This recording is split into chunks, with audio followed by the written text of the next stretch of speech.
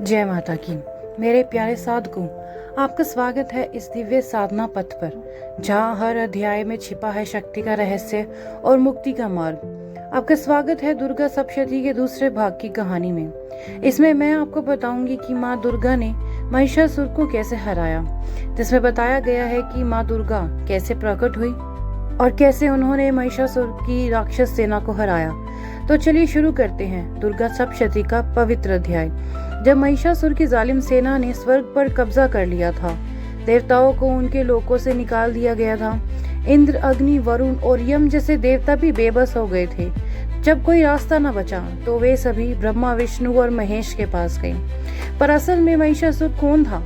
महिषासुर एक राक्षस था। उसका शरीर आधा भैंसे जैसा था, जिसे महिष कहते हैं, और आधा मानव का था, इसीलिए उसका नाम पड़ा महिषासुर।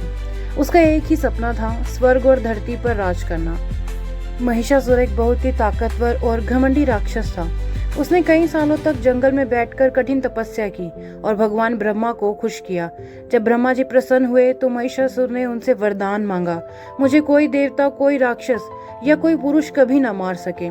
ब्रह्मा जी ने उसे ये वरदान दे दिया। इस वरदान के बाद महिषासुर का घमंड बहुत बढ़ गया।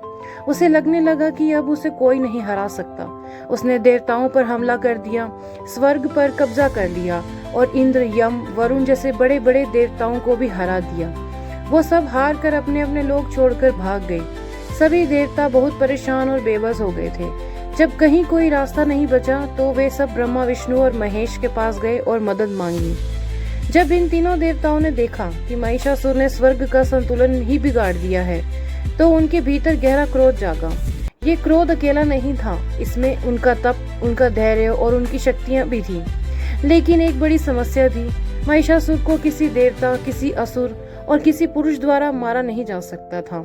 इसलिए सिर्फ एक रास्ता बचा था, एक देवी, एक ऐसी स्त्री शक्ति का प्रकट होना जो महिषासुर का अंत कर सके। अब वो समय आ चुका था। तीनों देवों ने अपने तेज, ऊर्जा और शक्ति को एक जगह केंद्रित किया। केवल यही नहीं, हर देवता, चाहे वो इंद्र हो, यम हो, अग्नि या वायु, सभी ने अपनी अपनी शक्तियां उस तेज में मिलाई और उसी तेज से प्रकट हुई माँ दुर्गा, वो दिव्य शक्ति जिनके रूप से तेज की एक नई परिभाषा बन गई।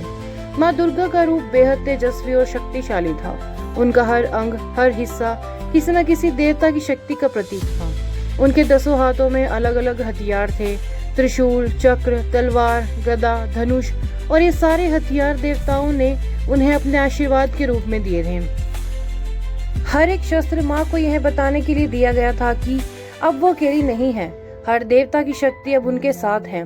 माँ दुर्गा न केवल सुंदर थी, बल्कि उनकी आंखों से भी तेज और आत्मविश्वास झलक रहा था। सिंह की सवारी पर बैठी माँ दुर्गा जब प्रकट हुई तो समस्त ब्रह्मांड गूंज उठा। देवताओं ने हाथ जोड़कर कहा, हे देवी, आप ही हमारी रक्षा कर सकती हैं। कृपा इस पापी महिषासुर का अंत कीजिए। माँ दुर्गा ने युद्ध का ऐलान किया और मैदान में उतरी। महिषासुर की सेना में चंड, मुंड और धूम्रलोचन जैसे ताकतवर राक्षस थे। उन्होंने माँ को देखकर मजाक उड़ाना शुरू कर दिया। लेकिन जब माँ को गुस्सा आया तो धरती भी हिल गई। माँ के शेर की दहाड़ से डरकर राक्षसों के रथ, घोड़े और सैनिक सब गिर पड़े। सारे राक्षस अपनी बड़ी सेना के साथ माँ पर हमला करने आ गए, लेकिन माँ ने अकेले ही सबका सामना किया। माँ के हर वार में देवताओं की ताकत थी। माँ दुर्गा की तलवार चल रही थी, त्रिशूल से वार हो रहे थे और उनका रथ तेज आवाज के साथ दौड़ रहा था। ऐसा लग रहा था जैसे पूरा स्वर्ग ही युद्ध के मैदान में उतर गया हो। राक्षसों का बहुत खून बहा, जैसे खून की नदियां बहने लगी। लेकिन माँ का गुस्सा अभी भी कम नहीं हुआ था। राक्षसों की पूरी सेना इधर उधर भागने लगी। माँ दुर्गा ने सैकड़ों राक्षसों को मार गिराया। जो राक्षस भागने की कोशिश करते, उन्हें माँ का शेर पकड़ लेता। जैसे जैसे युद्ध आगे बढ़ा, माँ दुर्गा ने महिषासुर की सेना के सारे सेनापतियों का अंत कर दिया। अब सिर्फ महिषासुर बचा था, जो बहुत चालाक था और रूप बदलने की ताकत भी रखता था। वो कभी हाथी बनता, कभी सिंह, कभी विशाल भैंसे का रूप लेकर माँ पर आक्रमण करता। लेकिन माँ हर वार को शांति और धैर्य से झेलती रही। अचानक महिषासुर ने विकराल भैंसे का रूप लिया और सिंह पर टूट पड़ा। लेकिन माँ दुर्गा ने अपने त्रिशूल से उसे रोका।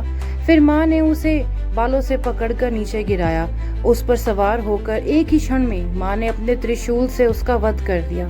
वो क्षण ऐसा था मानो सृष्टि ने राहत की सांस ली हो। स्वर्ग से पुष्प वर्षा हुई, देवताओं ने जय घोष किया, जय भवानी, जय चामुंडा, जय आदिशक्ति। जब माँ दुर्गा ने महिषासुर का वध किया, तभी से उन्हें महिषासुर मर्दिनी कहा जाने लगा, यानी महिषासुर का अंत करने वाली देवी। तो साधकों, यह अध्याय हमें यह सिखाता है कि जब सच्चाई संकट में पड़ जाती है और बुराई बढ़ने लगती है, तब माँ दुर्गा खुद धरती पर आती हैं और अधर्म का अंत करती हैं। यह कोई पुरानी कथा नहीं, यह हर युग की अंदरूनी और बाहरी लड़ाई का प्रतीक है। जब भी हम भीतर से टूटते हैं, माँ दुर्गा का यह रूप हमें बल, विवेक और विजय का मार्ग दिखाता है। जो साधक इस अध्याय को श्रद्धा से सुनते हैं, उनके जीवन के भीतर छिपी हुई नकारात्मक शक्तियां नष्ट हो जाती हैं। माँ दुर्गा उन्हें देती हैं धैर्य, शक्ति और बुद्धि की विजय। जय माँ चंडिका, जय माँ महिषासुर मर्दिनी। अगर आप चाहते हैं कि माँ की कृपा हमेशा बनी रहे, तो इस वीडियो को अपने साथियों तक पहुँचाएं। इस वीडियो को लाइक जरूर करें और चैनल को सब्सक्राइब जरूर करिएगा। अगले भाग में फिर मिलेंगे माँ दुर्गा की अगली लीला के साथ, भाग 3 में।